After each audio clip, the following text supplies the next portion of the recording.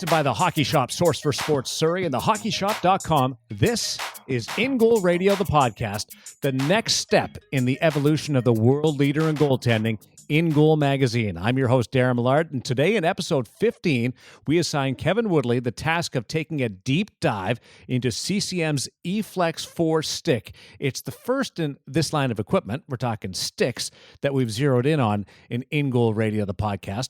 We also reach out to longtime NHL goaltender and a person that's on the path to becoming an NHL general manager. In fact, he's up for a job right now, depending on when you're listening to this. Sean Burke, he answers this week's listener question.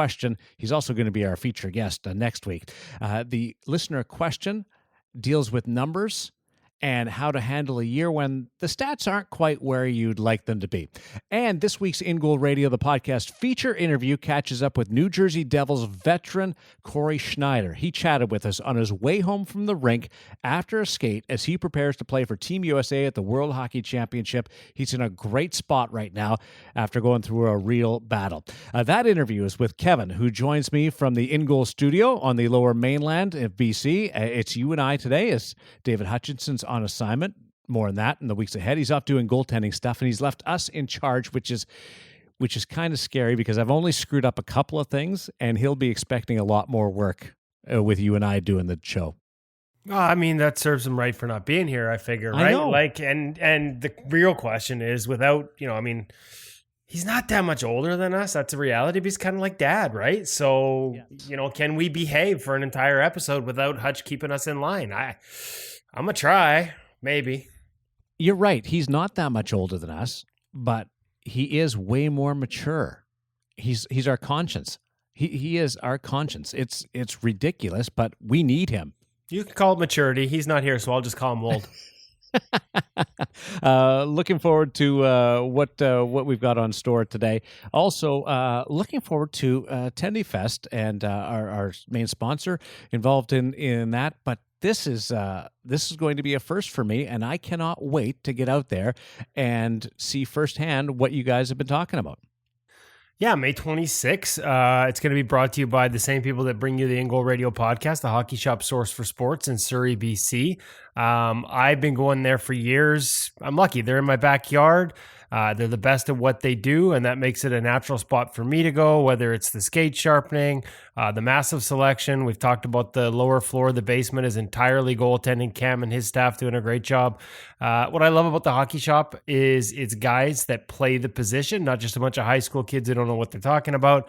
They're all goalie geeks like us, so when you go in there or when you check them out at thehockeyshop.com or drop them a line through thehockeyshop.com or through their email or call them, you're going to get a fellow goaltender on the line who has some ideas about, your game, how it might fit certain equipment. They've been there, done that, and they understand all the lines, and they've got them all in stock. What I love about May 26th this year, Tendy Fest, I think this is the 4th annual one. So all that gear for you to try. And they've done a great job of kind of creating this giant goaltending festival. It's at Burnaby 8 Rinks in Vancouver. We've met people that have driven from as far as Calgary, Seattle, up in the interior of British Columbia, like the northern interior, Prince George. They all come down because for that day, you can take whatever it is. All the companies get on board. Warrior, Bauer has a huge fleet of demo gear. CCM brings out a fair bit. Bryans. All these companies get on board so that goalies, rather before they buy, they can try. And I mean, on the ice, stopping pucks, Hockey Shop brings out shooters from the upstairs department where they have experts in sticks and skates and all those things. Those boys all play as well. So they're all out there firing pucks, running drills. And this year, we're going to do a little live podcast, a little bit of a symposium, so to speak.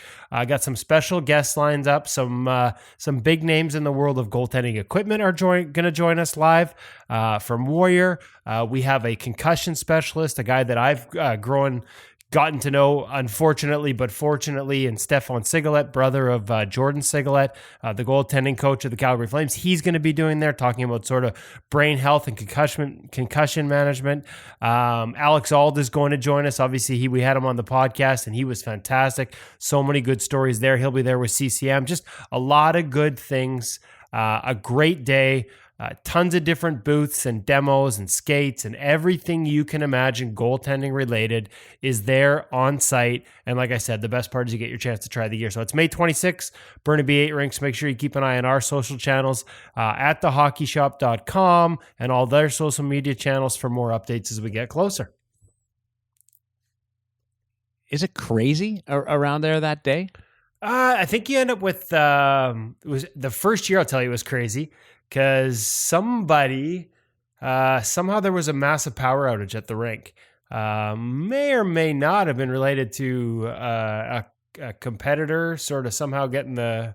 There's a story there. Yeah, that's the rumor. Anyways, we ended up in the parking lot for the first 3 or 4 hours for sort of the setting up the demonstration stuff. But they finally got the ice going and they managed to make it go smooth. But yeah, you end up with like 400 or 500 people in there during a day, and that's a lot of goalies. And it's kind of cool. Everybody comes up, and a lot of people, if they haven't heard of us, then shame on them. But we get to meet them. But a lot of people that we've talked to over the years, that have read our stuff, that we've shared emails with, that we've asked listener questions when we used to do our Ask a Pro written segments with the guys. Really cool to kind of meet sort of all the people that make up the InGoal community and also the Hockey Shop community, and I guess in effect the goalie community from, like I said, as far away as like 300-400 miles coming down.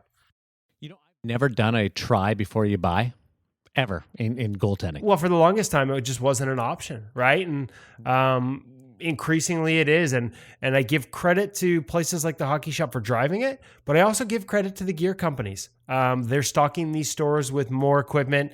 I mentioned Bauer. To me, they've kind of driven a lot of this. They've been at the forefront of having a large fleet that they take across country. They stop in at different stores. They have a tour. And they've really, like I said, loaded it up. A lot of different options, a lot of different gear to try. And I think other companies are catching up to that. And it's good at the end of the day for the consumer to have that opportunity to take it on the ice. And it is such a unique position in that not every piece of equipment fits every style of goaltender. So what we do in our reviews is try and relay that information, not just here's what they say it is, but here's how it feels on your leg. Do you want to feel it connected at the shin, or do you want a loose fitting pad? Well, this one's for you. This one's not. But at the end of the day, there's nothing better than trying yourself. And that's what an event like Tendy Fest allows you to do. But it'll be my first go around in that. So Cory Schneider, what can you tell me about your interactions with Schneider? Because you go back to his Vancouver days. Yeah, right back to I was covering the Canucks when he was drafted. Followed, watched along at BC when he's at Boston College, and then obviously with the Manitoba Moose, some adjustments in his game that he made turning pro with Ian Clark. And then when Rolly Melanson came in as the goaltending coach of the Vancouver Canucks, to me, that was one of the bigger changes. Like, there was a lot of development in his game over those years, but Rolly has a very firm system. I remember the first time I met him when we talked about it, Rolly just said, there always has to be blue ice in front of our toes. Like, he wants his guys contained. And that was a difference for Schneider. He was a guy who played a more active, dynamic game. There was backwards flow to it. I remember early in a couple of his call-ups, him getting beat on one-timers off the rush because he had taken so much ice on the puck carrier that he wasn't getting across on the shooter after a pass got across. And that kind of was gone once Rolly was there. He really simplified things for him. And, Schneider's career took off. Now, it may have taken off the other way too, but those two seemed to really, and he talks about in the interview, the patience. They found a system that really worked well for Cory. And for the longest time, one of the best goalies in the NHL statistically, got stuck behind some guys. I mean, obviously the drama here, we never really had a chance to ask him how he handled it, but from my end, he handled it as well as I could imagine. Working with Roberto Luongo, taking everything the right way, pushing him, handling both the pressure and the external questions that came with it.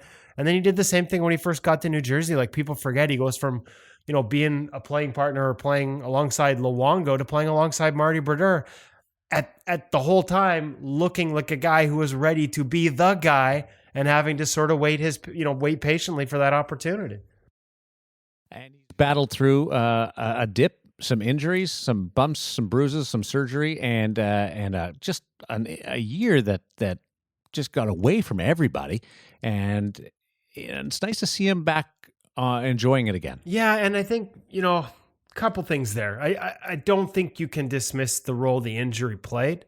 I know that, they've kind of said that, yeah, I mean, he had hip surgery last summer and there were issues leading up to that. And I know they've said they're unrelated, but I've yet to sort of see nagging groin issues followed by hip surgery not be related. They're so intertwined. So for him to finally be healthy, and obviously it was a struggle this year. And yet, I remember doing, some of my radio gigs where they're asking me about his game. And I'm like, because the 1 year thing really started to become a focal point. It was a long time between wins. And I kept sort of, as I mentioned in the interview with him today, I kept sort of in radio interviews saying like, guys, like this guy posted, I watched him against the Tampa Bay Lightning. He got a win there. You may not be counting that in the regular season, but he got a win against a pretty damn good team in the playoffs.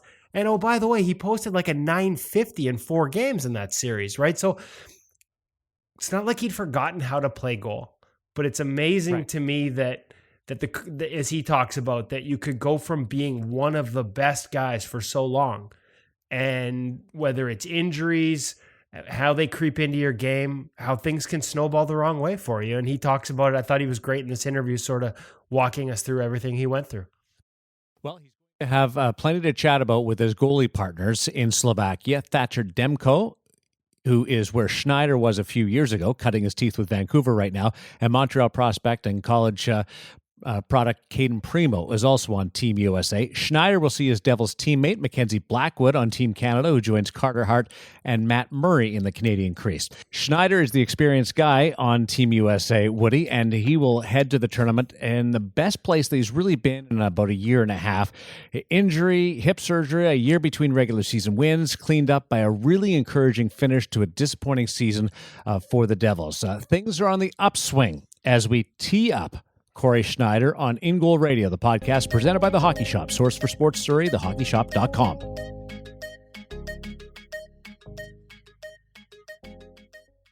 This is going to seem odd that I'll start this off in a direction that's not traditional, given the World Championships are on the horizon, but how close did you get to Tiger at the Masters this year? You know what? Certain times we were pretty close. We kind of followed him through like the first few holes, 2 and 3, and then we kind of posted up. It's weird at the Masters. You have to either lay a chair down at 7 a.m. and come back to it, or you kind of have to move around and get a grandstand spot. So we posted up at a grandstand at 13 for a while, and then we kind of followed him through 16. We almost watched him jar that par 3, and then we watched him tee off at 17. He kind of cruised right in front of us, which is cool. But by the time we got to 18, it was like 30 deep up at the green, so we kind of had to watch from down below. So we saw that from afar, but a couple other guys in our group we got split up from, they were like pin high, about 6 or 7 guys deep, and they said they were right there when he won it, so they said it was pretty awesome. How many drink cups and cheese sandwiches did you have? Saturday I collected a few cups. Sunday we were more into the golf, so we were more locked in on Sunday than Saturday. And you know what? I meant to get a cheese sandwich at some point. Like the last time I stopped, they were all out, so I never actually got one of those. Good for you. So how are you feeling right now, given that the way your season went and finished on such a high note? Where are you at? Overall, pretty good. I think that was part of the reason that I was interested in doing the World Championships, was to just play some more hockey. The last I would say starting in around New Year's of 2018, so the last 18 months or so, I haven't played as much hockey as I'm just accustomed to, or I have been accustomed to in the prior years. So for me, it's almost just like you said, just feeling good about my game and continuing that, and not stopping for 5-6 months and trying to pick it up again in the fall. So, I saw this as an avenue to, after a down year as a team, and, for me personally, started the way it did, and, to play some high pressure games, to play some games with some meaning. And, from what I can see with the guys who have committed, we got a really good team. So to play on hopefully a strong team, and, like I said, play some games that mean something in some pressure situations, I think for me is something I need right now. So, it's been a little weird. Obviously, it's almost a month between when the season's going to end and when we're leaving. So that's sort of an awkward time, especially as a goalie. Just how much time you take off when you get back in the gym, when you get back on the ice, and it's hard to find a lot of guys to get a practice or a game like situation. So But I've been trying, just get in shape and seeing the puck and things like that. And hopefully we'll have enough time as a group once we get over there to get some good practices in. It almost sounds like, Cory, like a little bit like a training camp leading into training camp. So who are you working out with? What are you doing? And I guess, more for other young goalies that can maybe relate because their season ends and then they get this gap and then all of a sudden there's spring teams or tryouts for next year's team and they haven't been on the ice that much. What do you focus on to try and get as close as you can to that feel you need heading into more competitive situation? What's the focal point when you get on the ice? Yeah, I think initially it's just kind of conditioning. It's just getting your legs and your cardio back to the point where you can play a 60-minute game or kill a 2-minute power play in your end, something like that. So you can never quite recreate a game, but I think that's something you can absolutely control whether you have shooters or not. It's for me, I was in the gym first, so I did about a week of workouts just to get my body moving and back used to the shock of doing it. And then for me now, it's I have a couple shooters. There's a couple guys in the rink working out, so they've come out in jumpsuits and skates and just done some shooting. But for me, like I said, it's more about getting your footwork back, your crease movements. Just being comfortable going from spot to spot and getting set and seeing it. Because again, with 2-3 guys, it's hard to simulate line rushes and 2-on-1s or that kind of stuff. So a lot of it's net play and more you put the work in, whether it's footwork patterns. Expanding on that, where you start with 2 movements, then you bring in a 3rd movement, then you bring in a post integration, things like that. So you make the drill harder on yourself, but the shooter still stays still and is doing his thing. So it's kind of up to you, like I said, to progress the drills and make them more demanding, physically and cardio wise, but also to get that movement in the footwork to hit your spots and kind of, like I said, just move around the crease a little bit and feel comfortable in all your angles. Whether it's summer training or in the season working one-on-one with the goalie coach, it never ceases to amaze me just how much of it is crease movement and patterns and footwork and all those things that you talked about. I think there's a lesson there for young goalies too. Like if I told 12-year-old Cory Schneider that, when he was a pro, he's going to spend this much time working on crease movement, what would have been the response? Do you think kids could learn from this? I probably wouldn't know what you're talking about. I was barely butterflying at 12 years old. That's how far back I go. Is that was just coming into vogue and becoming a thing. So I think it's all repetition and muscle memory. At least for me, I think when you feel good about hitting your spots, you feel comfortable at the depth you're at, whether it's however deep you like to play, whether it's on top of the crease, just outside the crease, middle crease. I think. You got to feel comfortable in those spots because that's where you're going to want to get to in the game. And, obviously the game will maybe dictate how far out you come. But I think, in a standard, if you're in zone or power play or, things like that you have to feel comfortable getting to where you want to get and making the save. Because if you think you're too deep or you think you're too aggressive and you expose yourself, then you start second guessing or you start overthinking it a little bit. So yeah, for me, it's like I said, it's a lot of hours and repetitions where it's just once you get into that game, it's automatic. And I think the last thing you want to be thinking about is your footwork and where are my feet, where am I in my crease? All right, how much room am I giving up? I think once you get in the game, you need to focus on seeing the puck and stopping it and reacting at that point. So like I said, if you put a lot of the work in beforehand, it'll make once you get into those situations a little bit easier to read and process and just less to think about while everything's going on around you. You talked about that strong finish, Cory, to the season. And we talk about technical and the footwork, and I've seen you put the work in, and that never stops. What was the biggest challenge of sort of the year leading up to that strong finish? It wasn't the easiest one for you, and I think a lot of people watched, and there was a lot of attention on it from the outside, and just probably couldn't imagine what it was like to go through. What was the toughest part? And there's that old cliche about what doesn't kill you makes you stronger. How'd you come out on the other side? And do you come out on the other side feeling better? Yeah, I mean, I think it's, you can break it down in a lot of different ways. Technical, physical, mental, whichever component you want to sort of look at. Obviously, I think all three were lacking in the beginning of the year, just for various reasons, or if one fed into the other, or, I haven't tried to think about that too much, but for me, it was more just about, I think, just believing in my game and myself and getting that confidence back. We all talk about goaltenders and, confidence is a big thing, and it's hard to quantify or identify. You kind of know when you have it or you see it, but it's easy to say, like, well, just play more confidently. It's like, well, if my footwork feels sloppy and I'm not tracking the puck and, I feel small in the net, it's hard to feel confident. So I think they all kind of go hand in hand a little bit. So I think for me, it was just believing in my process and believing in myself. And, physically, I probably wasn't quite the same early in the year coming off the hip surgery, and maybe you start to, think that things things don't seem as easy all of a sudden. They seem a little bit harder, and why can't I do this? I used to be able to do this, and now your confidence starts to wane. And I think for me, it was just rebuilding my game a little bit while I was out again there around Christmas time. I think from a technical standpoint, it was, for me, I think the big thing was holding my feet. I think when I hold my feet and I'm getting to my spots on my feet and turning them and not just sliding or going down early and sort of giving up, I think I'm a different goalie. So for me, it was just believing in that I can get there. Like, okay, I can get from A to B in a hurry and make a save, and I don't need to slide or be late or things like that. And I think that just sort of started breeding some confidence again in my game where, okay, now I'm square, I'm upright, I'm big, and, more saves start to happen. And then you start to feel just, all right, here's a grade A chance, but I'm going to make the save. And so I think it was, some technique, some physical that sort of, just fed into my confidence that said, hey, this is what I've been doing and doing at a high level for a long time. And this feels normal again to me. And I think that goes a long way.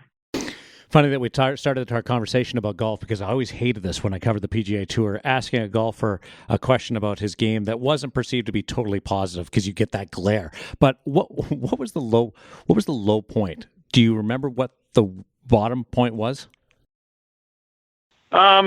Yeah, I mean, it's not something I've tried to dwell on too much. Every game I felt pretty good going into, and then whether it was a bad start or a bad goal or, maybe a late flurry where they added a couple at the end, it just seemed like nothing was working or nothing was going right. And, you can't just go out there and hope things go your way. That's not how it works. Like, you have to play well and make saves, and that's the biggest part of it. But, it was probably the last game I played before I kind of went on the injured list again there in December, where I gave up 3 goals in, 7 or 8 minutes to Vegas. And, the last one just kind of hit my glove and hit my mask and hit my stick and rolled in. And it was just I haven't even looked at that goal since, because honestly, I don't think I could do that again if I tried. Yeah, it'd be impossible to replicate that. Right. It was just sort of a summation of where I was at in terms of my game and what had been happening. It was just sort of a culmination of kind of all the bad things that had happened that fall. So, I mean, clearly I was finally, just fed up and frustrated, and, it was tough. It was hard. And, everyone around me was great. I think, that was a big thing for this whole process, was I had a lot of people supporting me and, just believing in me. And, we took some time physically and technique wise, and I think it paid dividends. But, yeah, it was a tough moment for sure. And, I'm harder on myself than anybody else. So, I'm not on social media. I don't have Twitter and Instagram. I'm, private, so I don't really follow anything. And, so I really don't pay attention to what's being said outside. I mean, obviously stuff is being said, and that's fine. That's how the world works. But, I was really confined to my personal circle of friends and coaches and family and teammates, and everyone in that circle was just extremely positive and, just wanted me to be the old me. And I think that helped a lot. So I really fed off that, and, just try to, like I said, stay positive and, understand that, this part of my life isn't going the way I want it to. I need to focus on the other parts of my life and make sure that they're strong and that they're positive, and that'll circle back into the professional part of it. Well, I was going to say, in terms of outside influences and voices and what people are saying, I think the one thing that frustrated me most was hearing all the references to how long it had been since a win. And I'm like, did the playoffs not count? I'm like, I watched this guy against Tampa Bay. I watched him get a win. I watched him post consistent, I think 950 for the series, for crying out loud. And I'm like, it's not like this guy forgot how to play golf. So it was kind of interesting to watch that from afar and know you and know your dedication to the game and your game and kind of see all that. What, as you figured out patience, you talked about holding your edges and patience being a key, almost like golf. How hard is it to were there triggers that allowed you to rediscover that confidence? Things you and Rolly did in practice where it's like, this is a drill for me that helps me feel good about my patience, or anything, or was it as much mental as it was that work? Yeah, it was a little bit of both, because I think once you sort of start, like I said, believing in your game and your abilities and saying, okay, I know I can do this. And, it starts in practice. So it starts with, challenging yourself and really just almost over, stimulating. All right, don't even go down here. Just hold your feet.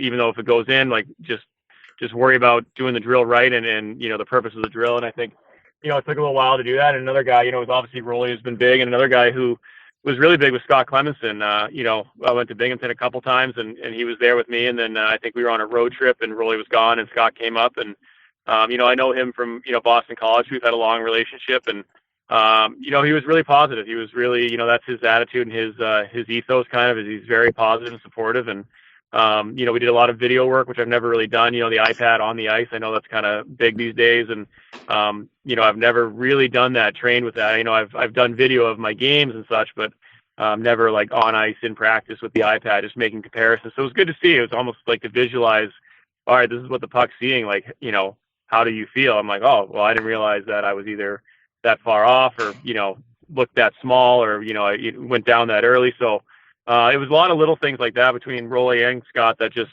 I think, again, you see it, you visualize it, and then you kind of picture, okay, this is how I'm supposed to look. And it matches what I feel. And you referenced the win thing. And, it was obviously there and you can't ignore it or you can't hide from it and pretend like it's not there. But, for me, it was more about my game. If I won a game 6-5 and I still felt terrible, yes, getting the win is what matters and that's important. But, I don't think I would have felt any better about my game if that was the case. And, I did lose a few games, 3-2 or 2-1, where I felt like I played okay, but you get the loss. And so, you're supposed to feel bad about how you played. And so, again, at the end of the day, it's about the wins. But for me at that point, I think it was more about, all right, is this sustainable? Is this the way I need to feel and how I should feel? And like, can I continue this consistently? And I think for me, it was just really inconsistent in terms of, how I was performing. So I think that was the hardest part for me. The wins and losses, those matter. But I think for me, again, at that point, it was just more about how I felt about what I was doing. Fascinated to hear you talk about the iPad, Cory, because I've seen that in the summers with some coaches. I've often wondered, again, to go back to golf, the way a golfer's swing is broken down biomechanically in this day and age, for a lot of coaches, or at least some goalie coaches, there's an equivalency there to hockey where they do it to that degree. And yet I don't see as much of it in the NHL. And I always wondered, and most of the times the answer was we don't want them thinking to that level. So having been through both sides of it, like where do you come out on the balance? Using it as a tool, could it be too much at other times? Is it a matter of picking the right spot? As a guy who's been through both sides of it, how do you come out thinking about iPads and looking at your game that way compared to what you used to do? I think there's a place for it. I think anything you can use to your advantage, any tool and resource, I think you should try. And whether you use it or not is up to you, or how you use it. I've always been open to new thoughts and theories and trying to give them an honest shot. But if it doesn't work for me in my game, then, I'm not necessarily going to do it just to do it. But if it does, you might incorporate new things. And, I think it's a mix because I think, while golf is a very technical game, they do have some feel to it. Certain guys swing and they have a feel to their swing. They know what works. And same as goalies. I think if you're too technical and too robotic and you're sort of saying, okay, well, I need to be here and then this needs to happen and that needs to happen. I think you're a little bogged down because I think it is such a reactionary position that at some point, sometimes you have to abandon all your technique just to make the save. So again, I think it is useful, especially as teaching or if you're developing or if something feels off. But again, I think we're sort of in an era where there's a lot of young goalies who are impressive and they're big and they're athletic and they look fantastic, but a lot of the drills are A to B, B to C shot or A to B shot. Everything's very scripted and technical, and then all of a sudden you get into the game and you got to make reads. You have to anticipate. You have to think the game at a high level and maybe do something unconventional to make a save. And I think, that's where you might draw the line and say, okay, well, it's up to a point, and then from there you got to have the instincts. You got to have the competitiveness. You got to have the smarts to diagnose the play and figure out what's going to happen before it happens. And I think that's kind of where because again, I do camps and I watch young goalies and I'm like, these guys all look like specimens. They all look great, like prototypical goalies, like better than I looked. And then you ask, oh, well, how are they in the games? Like, they're okay in the games because they don't, they're almost too technical. So that's something that I haven't seen enough because I don't watch enough young goalies. But, even in the NHL, there's been a bit of a gap, I think, between, guys, I think probably my generation around my age, the 84 birth year to 88, the Rask, Price, Crawfords, myself, Bishop, Quick, you look at that era, we've been in the league for a long time, and, you're sort of waiting for that next wave of guys to come through. And I think, obviously guys like Hellebuck and Gibson and, Holtby's on the older end of that. He's probably closer to my generation. But I think finally this year you're starting to see some of these guys break through, guys like Binnington and, some other guys around the league. I'm just drawing a blank on a few of them, but guys who are finally starting to, emerge and become that next wave of goalies that's going to follow up, because, a lot of us are, early to mid 30s, late 30s, if you're Rinne and, Cam Wards and Luongos toward the end, and, Henrik Lundqvist, Ryan Miller, those guys. So, you're going to have to start filling a lot of spots here pretty soon. And I think, we're finally starting to see that next wave of goalies emerge, which I think there was a bit of a gap there. That Blackwood kid looked okay too. Yeah, he's, he really impressed me this year. He took a big step, I think, even from the fall. And, that's what I'm talking about. You see these guys, this guy's built like a linebacker. He's 6'3" and 225. And, but he moves, he's flexible and he moves and he's power. It's just like, man, if they're making goalies like this these days, I don't know what kind of chance the rest of us have. Well, you say you draw a mental blank, but you listed off 3/4 of the league, so you did a pretty good job running through the goaltenders. We put up that we were going to have you on the InGoal Radio podcast, and a lot of viewer feedback, listener feedback. Woody, a lot of it dealt with gear. Yeah, and this is a conversation we've had over the years, Cory. Lots of questions, and we've talked about it, some a little behind the scenes and off the record, some on the record. But, the switch last year to go into the playoffs, you switched to CCM pads and then back to Vaughn this year. I know there's been games where you've worn a pair of skates into the game and then never again.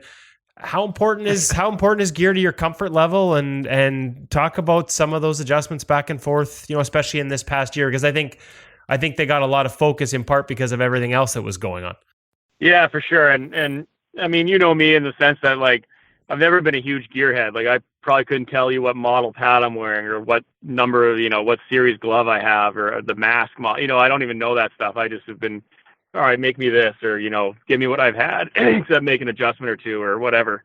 So, I get that sometimes when I would do camps, kids would come up and be like, oh, is that the Series 3 Premier? And I'm like, I don't know. You tell me. Kids know more than I do. So, but, I've always felt you have to be comfortable with what you wear. And I think I learned early on, I think my agent, actually, Mike Liut, told me this when I was breaking in Vancouver, because it was, Vaughn wants to sign me to a deal, or CCM wants me to sign a deal. And he just said, look, you're going to make a lot more money stopping hockey pucks than you will wearing equipment. So, whatever works for you and feels comfortable and, stops the puck the best. Because the last thing you want to do is get 6 games into the season and all of a sudden you hate the glove and you can't get out of it because you sign a contract or you feel obligated to wear it. And I think that's sort of been my mantra. Like, I'm a bit of a mutt. I have Bauer skates, Vaughn pads, CCM gloves, Warrior stick. I got everything. So for me, it was more just finding what I liked and what was comfortable. And, I don't really care if it matches or not, or if it's the same company. And, I obviously am pretty in tune with my equipment in terms of, like, how I break it in and how it feels. And same, and I think part of my problem was I just, I kept everything the same for so long. I think the gear's made a huge leap technologically in the last 10 years since I came in the league. And for me, it's, okay, well, I'm still wearing the old cowling skates. Like, can I gain a half second or split second laterally if I have lighter skates on, less weight? In my pads are heavier. Can I lighten them up and be quicker? Things like that. So, I switched to the one-piece stick, which I never thought I would do. So part of it, I think last year especially, was trying to adapt a little bit. Like, all right, maybe I need to try something new, especially when you're in a slump or things aren't working out to that extent. I think part of getting older is evolving and, not thinking that you have all the answers all the time, because when things don't go well, you might need to change. And I think as you get older, sometimes that's harder because you've been doing the same things for so long in a certain way that it's, you sort of get stuck in it. So for me, I think part of that switch was like, all right, what do I have to lose? I haven't won in a while. We're going to the playoffs. Like, let's just try something different. And it worked out. And, I came into the season and it just didn't quite feel comfortable or, the same way it did the year before. And I, fell back to what I knew. So, it goes hand in hand. Like I said, I try to stay pretty consistent with it. And, I'm always amazed that guys can, just switch head to toe, like mid-season. I've seen some guys do it and I'm just shocked. Because for me, it's such a feel thing that, you don't know how pads are going to break in, or you wear the pads once and they feel uncomfortable. It's like, well, yeah, of course they're brand new. how about 3 weeks later, once you soften them up a bit and you get used to them. So sometimes you just don't have the time or patience to work in gear or try something different. But I think the off season, or, when you're practicing a lot, that's a time where you might be able to mess around and say, okay, let's see how this feels. Coming to the end of our time with you, but just a comment on behalf of goalie parents everywhere. You call it being a mutt, but so many kids want to be head to toe in the same gear, and parents just can't afford to buy that whole set at one shot. So wearing the different manufacturers actually is a great message to kids everywhere that you can wear different gear. So just a comment on that's appreciated by goalie parents everywhere. Well, glad I could help, because again, growing up, I was the same way. I grew at a different rate, so I needed new pads at a different time. I needed a new chest and new gloves, and like I said, I always went with what felt good. I didn't really care if it matched or how I looked. And like I said, I was kind of a funky looking goalie probably when I was younger, because all my gear was mismatched, but it worked. That's all I cared about. I think there's another piece of advice you could probably pass along for goalie parents as well. And we kind of started off the top. You said you weren't really playing much at 12 or 13. I remember you telling me about being a back catcher, playing baseball. How important do you think it is, having played all those other sports? And would that be one of the pieces of advice? Because we got a lot of questions about what advice would you give to young goalies. And I wonder how much of it would be, don't just be a young goalie. Yeah. I mean, again, maybe I'm biased, and I'm obviously older now, and I don't always know how things work at younger levels with camps and teams. And, for me, the biggest thing is number one, it's you got to find a way to play games.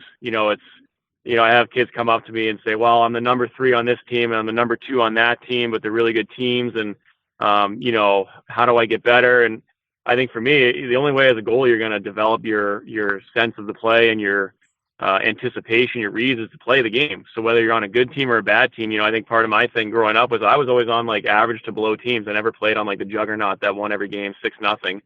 I had an offer one time to play like in Metro when I was 13, and the team went 39-0, and the goalie didn't do anything. I said, no, I don't want to do that. Like, that sounds boring.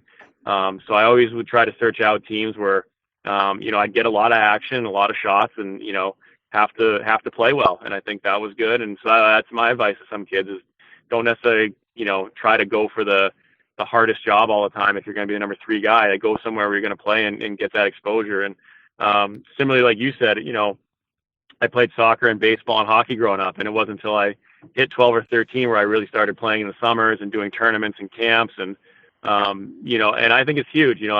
I work closely with Brian DeCord, who, Kevin, you guys might know him, obviously, back in Boston.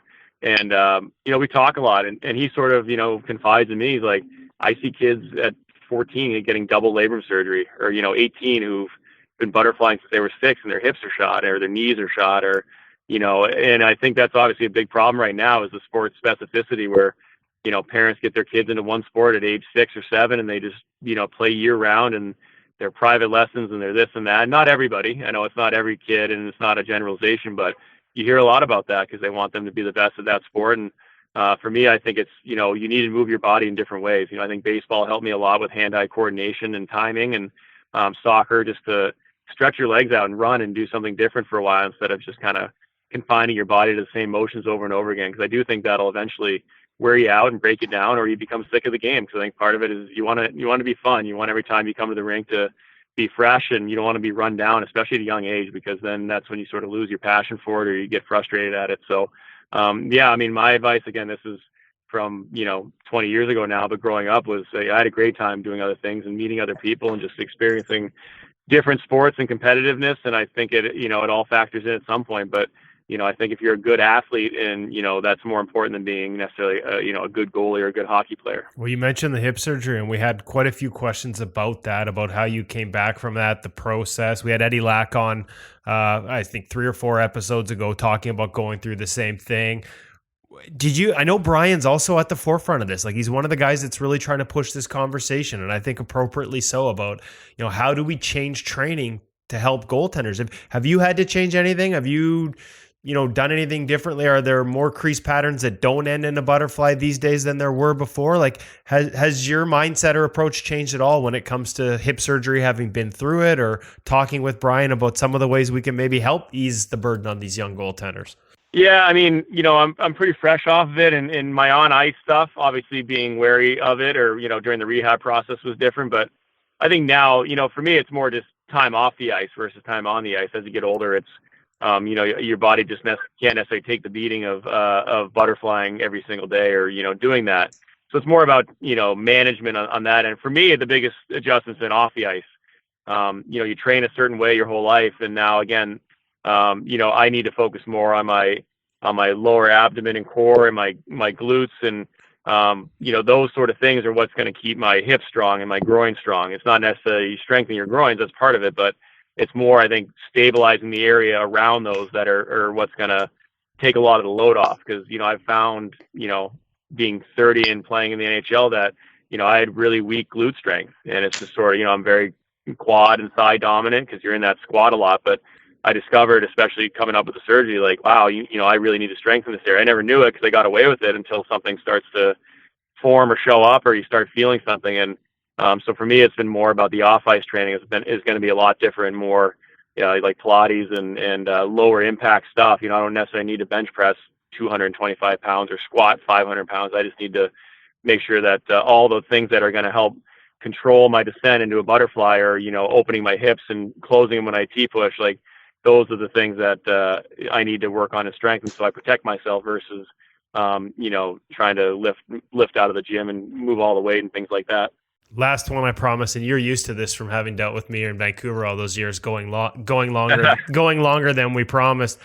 We got a lot of questions, Cory, about how to stay focused in a game. And I can't list all the different people that wanted to know how you do it, but I wanted to go back to something that I remember from 2010, your NHL debut, spotted in your blocker. Back in the day, it was 2 pieces of masking tape and some felt pen. But the words were, don't fear failure, compete 100%, enjoy the process, play for others. Is that still what's in the inside cuff of your blocker? Does that still serve as a reset for you on the ice? How do you stay focused from start to finish in an NHL game these days? Yeah, it's still there. And, now that I've kind of made it and been in the league a while, they actually embroidered for me. So that's nice. I don't have to write it on my own or do my own tape. Nice. So it looks a little bit nicer. So that's good. But, you know what? I still have it there. And every now and then I might take a peek. But honestly, it's more of just a reminder and something that's been there. For me now, it's more about, and people say it a lot and it kind of has meaning to different people, but just staying in the moment. It's, I think anxiety is thinking about what's going to happen and depression's thinking about what has happened.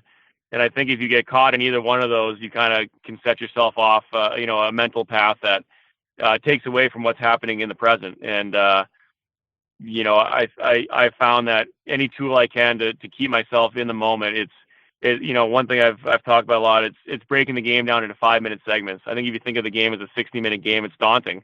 You sit there and you think about all the things that could happen or go wrong in a 60-minute game at the NHL level. And you're like, man, this could be a long night. So you got to stay away from that. For me, it's all right. First save in the first 5 minutes. That's the most important thing right now. And then once you get through that, you sort of reset and say, okay, now I need to get through this 5 minutes and figure out what I need to do to navigate this 5 and make the next save. And for me too, it's, there are certain moments of the game as you play more, you understand, okay, a power play at the end of the first period, this is the momentum moment. If they get one on the power play going into the intermission, that's a big deal. So for me, it's like, can I elevate here and bear down for 2 minutes and not let them get one here? Or, I find that the first 5 minutes of the second period can always be a little hairy. Everyone, you felt each other out in the first.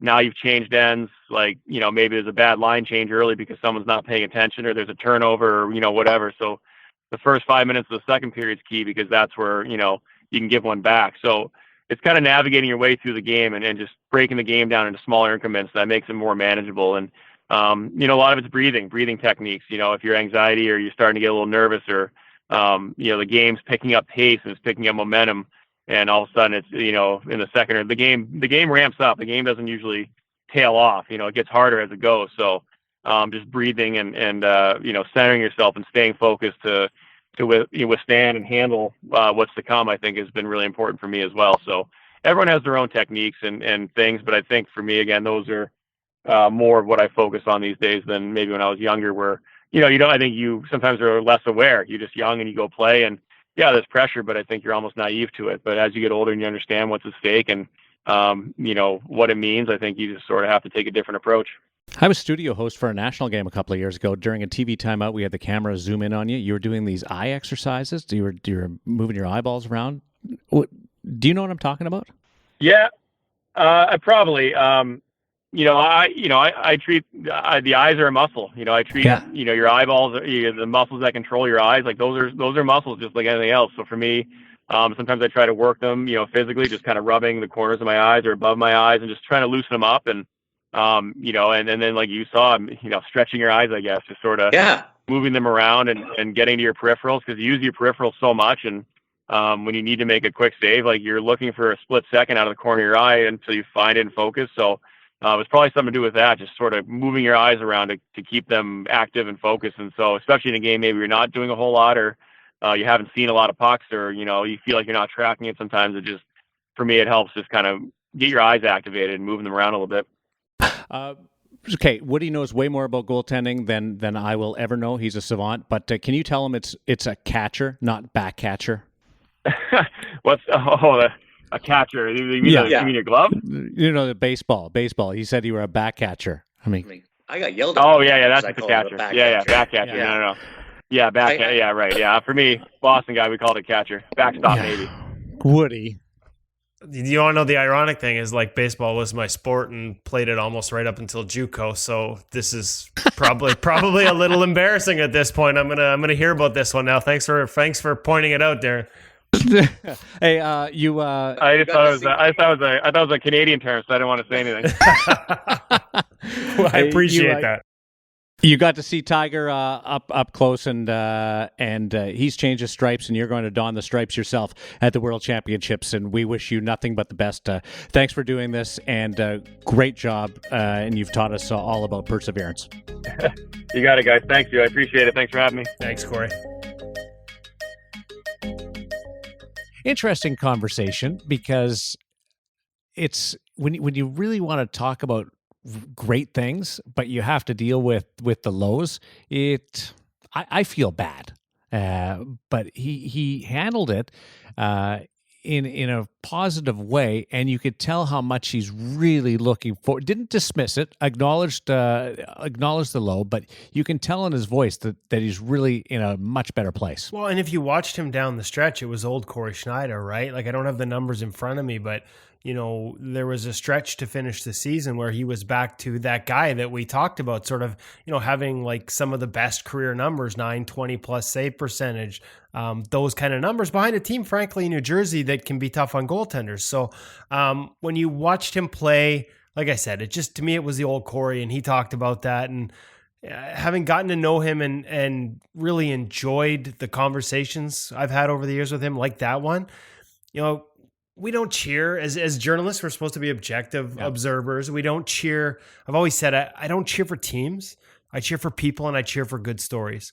And Cory's a good person, and he's crafting a good story. For all the negative attention he received, he really looks like he's back. And I'm really looking forward to watching him, not just in the World Championships, but with the Devils moving forward. Woody, I was amazed how many people sent in notes on the Instagram feed about Cory's gear and switching gear. Like, if Cory's not a gear geek, we certainly have enough of them that follow our show and the Instagram feed, because people are just captivated by it. Well, and I think that, he was kind of, as he said, he called himself a mutt. And I remember him giving me that line years ago when I asked him, because, it's changing a little bit, but especially, a little while ago, there's a fair bit of money there for guys to wear specific brands and be head to toe a certain equipment.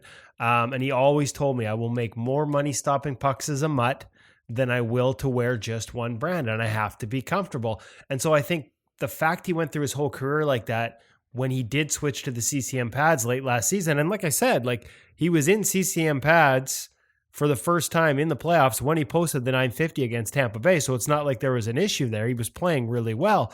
It raised a lot of eyebrows because he'd been so didn't low. He have the new pads, and he was backing up, and he had to go in? Yeah, but he was comfortable. I talked with him at the time, and he was comfortable and ready to play in them if that happened. So, and he kept wearing them. So, it is interesting, seeing him in Vancouver. I'll never forget during the lockout, the one one year where all the players they had a dressing room at UBC. They had regular skates out there. Cory was one of the guys. And then there was a point where UBC needed the ice for something, so they had to move to a different rink. So instead of having their own locker room, they had to take their stuff home. I swear to God, there was a day he must have walked out of there with 5 or 6 sets of pads, because all these companies were trying to make him something that he was comfortable in, and vice versa. Right. Like Vaughn has tried to make him a glove that feels as good to him as the CCM gloves go. So I really admire, and I guess, again, that's why I was surprised. I admire how much he stuck with what he knows works. And yet, as he talked about, he recognized the need to maybe try some new things. I remember once he switched to a one-piece skate. He was with the Devils, came through Vancouver. He went to a no-cowling skate and just happened, like total fluke, he happened to be comfortable with it enough to wear it into that game where I'm watching in Vancouver. And then he comes up for the second period and he's back to his old Bauer cowling. And I'm like, what the hell is going on? And just, again, he felt good in practice, but all of a sudden game was a different thing. And he switched right back to what he was comfortable in. So he understands he needs the tech and he wants to, like you said, a little lighter, a little faster, a little more powerful. He'll look for all those edges, but you got to be comfortable in it, right? You're a freak if you notice that. Like during the game, you're a true freak. Well, I mean, I just watch the goalies, right? Like I'm technically there to cover the whole. I mean, I am covering the game, but I'm kind of geeking out on the goalies a little bit. Are you? Does it bother you if you don't have matching gloves to your pads?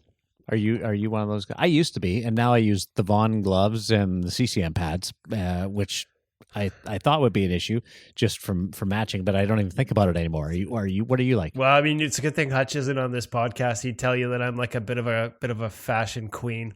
I didn't know that, but I exude that, do I? Yeah.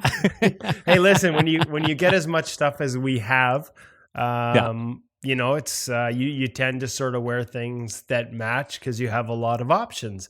Pretty blessed through InGoal to have all this gear. I just got a new twig that arrived today from CCM that just happens to match the brand new CCM EFlex 4 that we're trying out right now. Yeah, no. So it's matching colors and everything. So we are so spoiled. And so I probably match most of the time.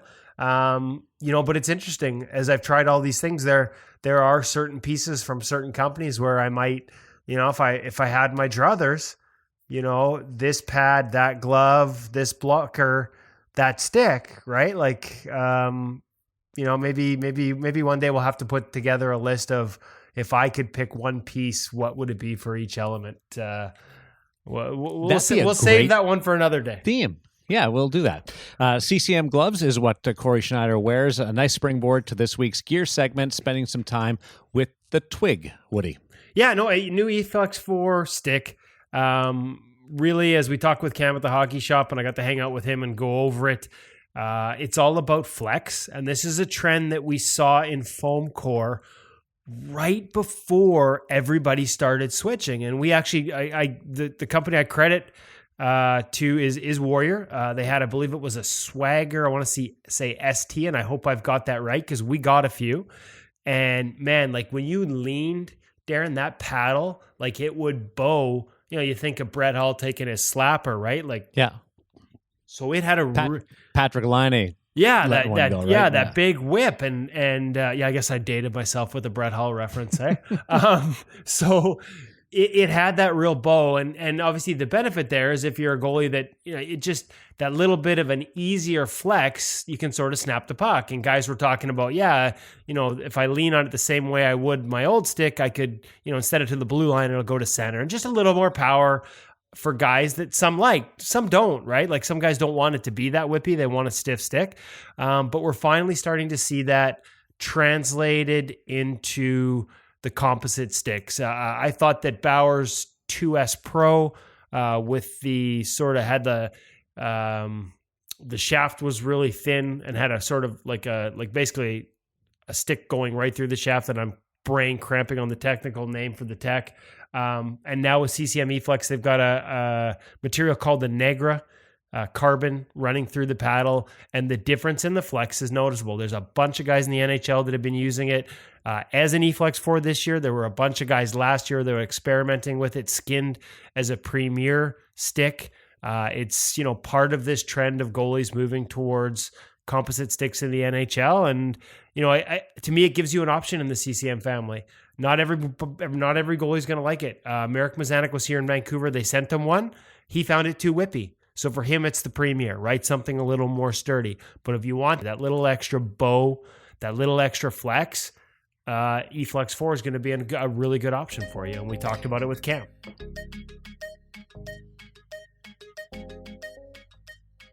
Welcome back to the basement, the lower floor of the hockey shop source for sports in Surrey, a little slice of goalie heaven, as we call it every week. Back here with Cam Matwiv. And this week, as we go over a line that's launching, we've already talked about the CCM EFlex 4 line, which launches on April 26th, this Friday. And you'll have a full selection here in the hockey shop source for sports in Surrey, as well as online at thehockeyshop.com. But in addition to pads and gloves, a new twig, the EFlex 4 stick. Let's just start. Let's let you walk us through some of the key features of this stick and what sort of separates it from the Premier line and some of the new materials behind it, Cam.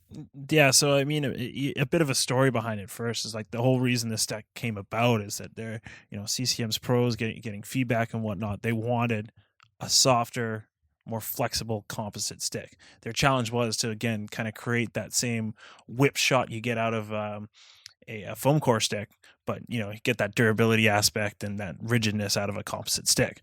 So what I'm staring at in front of me seems to have achieved, and from early feedback from a couple of our own guys testing it out themselves, they seem to echo what they were looking at there. Yeah, and that flex, of course, is in the paddle. So they've used what they call their Inegra material through the paddle of the stick to create basically a more flexible, it's got a little more bow in it. You've probably seen it on our Instagram. We'll have new ones up this week, or check back, about a month ago when we first sort of got our hands on it. Noticeable. You lean on this thing and it bends. It was a trend that I think we saw in foam core right before foam core started disappearing. Full credit to Warrior, actually. I think it was one of their, might have been the Swagger line that was one of the last ones we tested at InGoal. It had some really good bow to it, and we had tester feedback that kind of said, like, listen, because of this flex, the same flex, the same amount of effort, I'm getting an extra zone out of it. If it goes to the top of the circles, I can get it to the blue line. If it's a blue line flex, I can get it out to center ice. Like just a little more zip with a little less effort, a little bit of that flex feel to sort of snap forward passes. And we kind of wondered how long it would be before we saw it show up in a composite stick, and that's the goal here, the CCM EFlex 4. And as if you've seen the pictures of us sort of leaning into it a little bit, and based on the early testing that you guys have had here at the hockey shop, it seems like they've hit that chord with the Inegra paddle. Correct. A couple of the other features worth calling out on this stick. You see their Sigmatex material returned back. This will now be the shaft of the Flex 4 stick.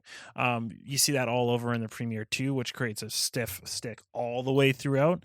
And again, having it only in the shaft of the stick here on the EFlex 4, that allows them to use their Inegra material in the paddle to create that softer flex. And into the blade, a stiffer material as well. Again, sort of a mix of different materials. Flex through the paddle to get you that zip, and stiffness through the shaft and into the blade to maintain that durability. So a blend, the best of both worlds, if you will. That's correct. So we will have actually a few custom colors up on our website. One more thing before we get to the custom colors, because one new feature that I haven't seen many talk about, it's rounded up top now. If you've noticed, the shaft, it's not hugely rounded, but the edges are rounded around the edges compared to before. They're not as sort of squared off. Again, the idea being puck impact up there, which has been an issue with all composites. Puck impact leading to damage. I get just a little less corner material to absorb that. By rounding it, they feel they've increased the durability. That's correct. It's definitely a nice call out, and honestly, it feels a little bit better in your hand. It does, too, doesn't it? Because it doesn't cut into it almost as much. You mentioned custom colors. Let's go to the custom, because we've had it on that's another one we've had on the social media. We had about 5 or 6 different colors sort of popping through, but there are a plethora, and they really jump off the page when you look at them in the catalog. Definitely. I mean, you've seen some of the stock pictures that have come up. We've gone ahead and done up some of our own, which will be on the wall a little bit later after launch. April 26th. That's exactly when I'll have stock color sticks. I won't have my customs yet. That said, if you want custom immediately, we can order that, no problem. And that way you can choose whatever colors you want. They have very nice minimums, which is only of 3 sticks total. You get a chance to change your colors. You got 4 different color zones you can pick from. You got honestly 12 different color options. You got about another 4 different blade options in terms of for the curve you're looking for. You can also switch up your shoulder. You can either have it a regular or a bit of a steep kind of angled like you see on Price's stick. And obviously you get to put your name on it. Yeah, and the colors, like I said, they were somewhat limited with the Premier stick, but way more options in the custom program. As you mentioned, the other change, in the past, you've had to order 6 at a time to get your own sort of full custom, tip to tail. Choose your blade, choose your pattern, choose your shoulder, choose your colors, get your name on it. With the EFlex 4 stick, that's down to a minimum of 3 orders. So if you think you need 3 sticks, you might as well get them full custom and order a package of 3 and basically choose how you want it. And of course, they can contact you at the Hockey Shop Source for Sports. Come into the Hockey Shop here in Surrey, Source for Sport in Surrey, online at thehockeyshop.com, or call 604-589-8299 and talk to Cam to get your custom options. Let's go quickly through the rest of the line, because a lot of people, there are still people who wonder about foam core. We know about the Premier lines. That's going to that's last year's line, continues through as a stiffer option if you want it. But the next level down in the EFlex 4 is actually a foam core stick. That is 100% correct. And it's not, to be honest, a whole lot different from what you've seen in the past. They're basically sandwiching together a couple price points to create this mid-range level stick. You're seeing some of the tech and spec from the old EFlex 3 Pro stick, foam core stick, and also their 3.9 put together, and you've created now a better mid-range price point stick, which you can also custom order as well. Right. And so, but if you're a guy or a girl that still wants, heavier, but want that feel of a foam core stick, it's still available. And as you said, because it's no longer the top end in the EFlex line, it comes at an actual even better price point. Yes, exactly. All right, so the new EFlex 4 stick available for custom orders April 26th, which by the time you hear this will pretty much be upon you. You can check it out at thehockeyshop.com. They'll take custom orders now. Cam will. Thehockeyshop.com, the Hockey Shop Source for Sports here in Surrey. Check it out. They will have all your options for EFlex 4 when it launches on April 26th, including the new stick. Cam, thanks for joining us this week.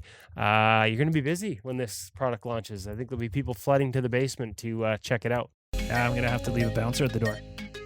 Well, if you can get your own head through the door by that point. I got a bigger helmet. All right, we're growing the ego and the reputation here at the Hockey Shop Source for Sports. Cam, thanks for joining us, and we'll talk to you next week. Thanks, Kevin.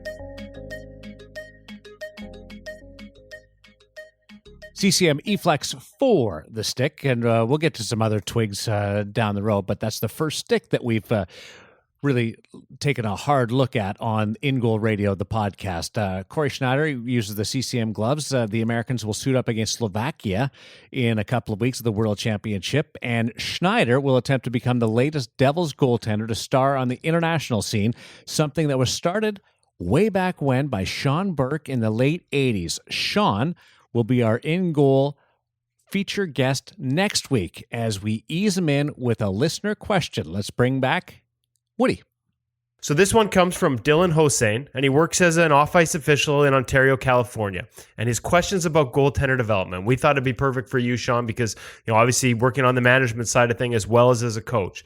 And his question, it loosely involves Cal Peterson. I won't ask you to talk about him specifically, but he's had a year where he's played it incredibly at times, had success in the NHL, but the numbers, probably in part because of the team in front of him, haven't been there in the American League. So without talking about him specifically, how much of a challenge can that be for a young developing goaltender when you're sort of focusing on developing your game, but the statistics aren't there? Are there guys you came across in your career where maybe sometimes the focus was too much on the stats, and how do you get past that?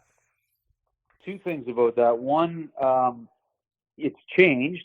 Because if you really look back, go back and look at Patrick Waugh's statistics, look at Ron Hextall's, look at mine in junior hockey. In those days, again, it wasn't really based as much on statistics. we didn't have as many at our disposal. People didn't focus on them. We didn't have the internet every day to look at. So the challenge for young goalies is that there is a perception now that really does come from your statistics. So they are important to a degree. But I do think that more importantly, at the end of it all, people who really watch the game and who are going to be the ones making the decision at the end of the day understand that only tells a small part of the story. So as a player, your focus really needs to be on working on your game, and it has to be the details. Those are the things that sometimes are hard to focus on when you're losing. Your numbers don't look good. You're chasing it a little bit. But ultimately, you have to be really consistent with your game and working on the details day in and day out. There's no easy answer to it. There's no magic formula. The numbers do tell a story. But again, in this game at that level, and I've watched Cal Peterson play a lot. I watched him in LA. I watched him in Ontario. He was better in people's eyes in LA because his numbers were better. But ultimately, his numbers were better because he's playing in the NHL where things were more consistent. He reads the play well. You get down to the American League, they didn't have a very good team. So the short answer, I guess the long answer, is there's no easy solution. You have to, as a goaltender, focus on the details and work at your game and try to block those numbers out. I'm looking forward to everybody hearing Sean, because he's done 1,000 interviews, but it's just different when you're talking about your bread and butter and goaltending, and he was I don't know, infectious with his enthusiasm, and look forward to hearing him next week in the feature interview. One of my favorites all time. It's funny, I was going through past interviews with him and different articles we'd written at InGoal, at NHL.com over the years. A real Cory's one of those guys too, right? We heard it today. Yep. He'll geek out with you, right? Like he sent me a text message after the interview thanking us for the interview, because it's nice when he can talk to guys who understand and talk and have the passion for the position that he does. And Sean, to me, is one of those guys. So make sure you tune in next week, everyone. We went a long time with Sean, and it's not just goaltending. No. It's his path off the ice as a goalie coach into management. Yeah, we'll have a little guitar jam with Garth Brooks that he talks about. I mean, a little tidbit about maybe being asked to be the captain of a team as a goalie once himself. Some things that, I'm sure a lot will be new to a lot of our listeners for a guy who has been one of the greats and still continues to be one of the great interviews when it comes to goaltending. So a little inside baseball stuff. We had Cory Schneider on Hockey Central at noon, maybe a year ago, 2 years ago, and I asked him about that eye exercise, or that eye thing that he was doing during a TV timeout. And this is a total credit and absolute props to you and Hutch for InGoal and what you guys have done here. But I asked him about the eye thing on the radio TV program, and he didn't know what I was talking about. Said he didn't know what I was talking about, and basically didn't want to talk about it. Now, having seen it, and I wish I had the tape of it, I'd show everybody. It's hard to imagine you not knowing what's going on. But he wasn't with his brethren on that Hockey Central at noon interview. Today, in this episode, he was, and that's just props to you guys, man. I think that's props to the goalie union, right? Like, when I started writing about this stuff with Ian Clark, when he had me editing his magazine, and I started basically learning the language of goaltending, started playing myself, it's, it is at times a different position within the sport of hockey. It comes with its own language. It comes with its own, exercises, as we talked with Maria Mountain last week about that, how you have to train differently. Everything we do is different. And so when you start speaking their language, whether it's media or in an environment casual like this on a podcast, to them, it's a little refreshing. Like, these are conversations they don't have every day with other media. They don't, have every day even within the locker room outside of maybe their playing partner and their backup, right? So I think it's a real credit to the shared passions of goaltenders from Pee Wee to pro, the fact that they don't change. And that's what I love about the podcast. We get to share that with, some really big names, and yet the things that combine us all are the same as goaltenders, no matter what level or where you are in your career. And it's, man, it was a fun one today, and it's going to be a fun one next week, and really enjoying this.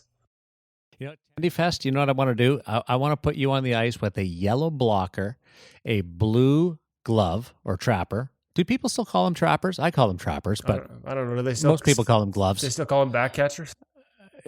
I know. I'm sorry about that. But Kevin Quinn yelled at me one night on the air because I called it a back catcher, and I've never forgot it. So you were the first person in 12 years who I've been able to call on that. So I'm going to put you in a yellow blocker, a blue glove, and how about green pads at Tendy Fest? And I want to see if you break out in hives.